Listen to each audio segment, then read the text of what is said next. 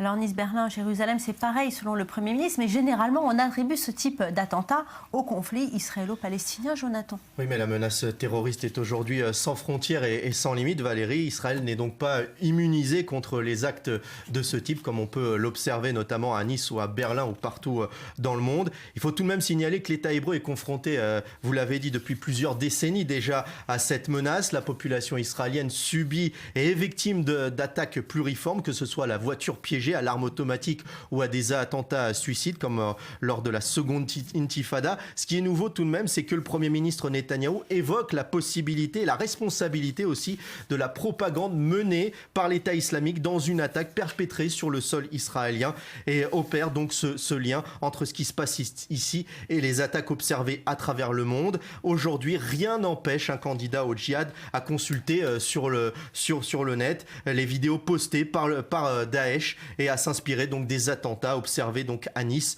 ou à Berlin. Le conflit israélo-palestinien n'est utilisé ici que comme prétexte au passage à l'acte d'un individu lambda. Maurice Fergan, la menace globale, vous êtes d'accord, vous y croyez ? Écoutez, c'est difficile de juger, mais ce qui est sûr, ce sont des terroristes qui agissent, disons, sur un coup de tête.